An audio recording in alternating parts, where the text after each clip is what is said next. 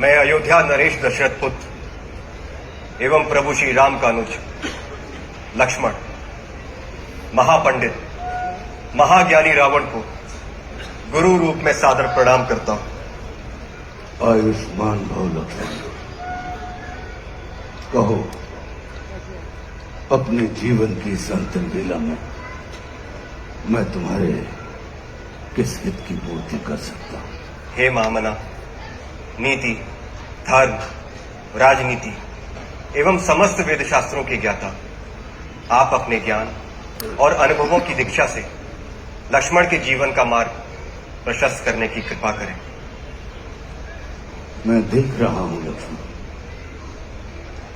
कि तुम एक योग्य शिष्य की पात्रता लेकर उपस्थित हुए।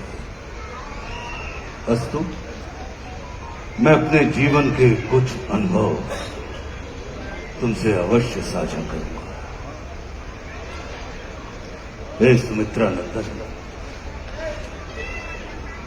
अहंकार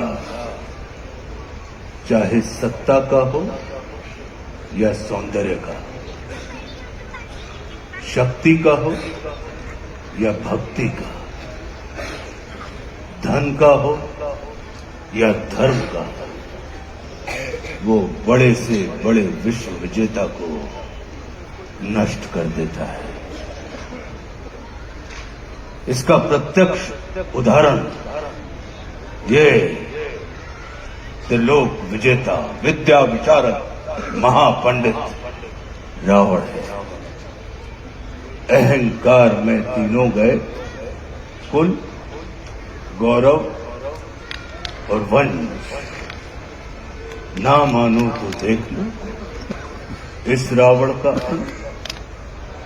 लक्ष्मण, रावण को अपने ज्ञान का अहंकार था और तुम्हारे भाई राम को अहंकार का ज्ञान था। लक्ष्मण, जीवन में सफल होने के लिए शत्रु दृष्टि और मित्र दृष्टि का भेद आना अनिवार्य है। मित्रता भले ही अपने समतुल्य या अपने से निम्न स्तर के व्यक्ति के साथ कर लेना, किंतु शत्रुता सदैव अपने से योग्य व्यक्ति के साथ ही ठानना, क्योंकि ये जगत हमारे व्यक्तित्व का आकलन हमारे मित्रों को देखकर नहीं, हमारे शत्रुओं को देखकर लगाता है। जितना बड़ा और गरिमापूर्ण हमारा शत्रु होता है, उतने ही बड़े और गरिमापूर्ण की ख्याति को हम प्राप्त होते हैं। देखो ना, इस जगत ने जो कुछ राम से जुड़कर प्राप्त नहीं किया, उसे रावण ने राम से लड़कर प्राप्त कर लिया। लक्ष्मण, वे हमारे शत्रु ही होते हैं जो हमारे अंदर सुप्त पड़ी हुई ऊर्जा को जागृत करने का कार्य करते हैं। हमारा शत्रु ही होता है जो हमें असुरक्षा से निकालकर सुरक्षा में जाने की प्रेरणा देता है। वो हमारा शत्रु ही होता है जो हमें अपने सीमित वृत्त से निकालकर अपने वृत्त को असीमित करने की प्रेरणा देता है। इसलिए शत्रु तिरस्कार का नहीं, नमस्कार का पात्र होता है। कभी अपने शत्रु को नमस्कार करके देखना, वो तुम्हारा परिष्कार कर देगा। लक्ष्मण, जैसे शरीर को संचालित करने वाला मस्तिष्क आकार में शरीर से बड़ा नहीं होता, गज को संचालित करने वाला अंकुश आकार में गज से बड़ा नहीं होता, वैसे ही व्यवस्था को संचालित करने वाले व्यवस्थापक को कभी भी व्यवस्था से बड़ा नहीं होना चाहिए। ये सारा नीति ज्ञान तुम्हारे भाई श्री राम तुम्हें स्वयं दे सकते थे, किंतु उन्होंने तुम्हें मेरे पास भेजा। जानते हो क्यों?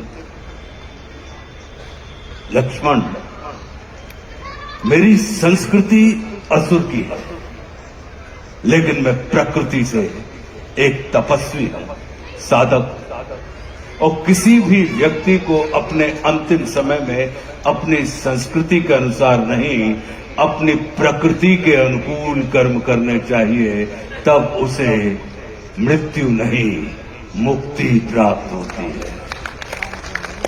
और राम रावण को मारना नहीं, तारना चाहते हैं। तभी तो उन्होंने मेरे अंतिम समय में मेरी प्रकृति के अनुकूल उपदेशात्मक कर्म करवाकर मेरी मुक्ति के मार्ग को प्रशस्त कर दिया। आने वाले समय में ये जगत कहेगा कि त्रिलोक विजेता, विद्या विशारद, महापंडित रावण की पराजय का एकमात्र कारण है कि उसके पास लक्ष्मण जैसा भाई नहीं था।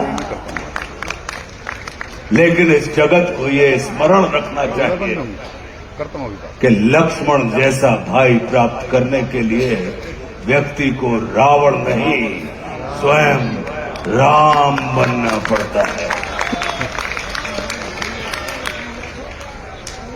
सदैव अपने भाई राम के अनुगामी रहना।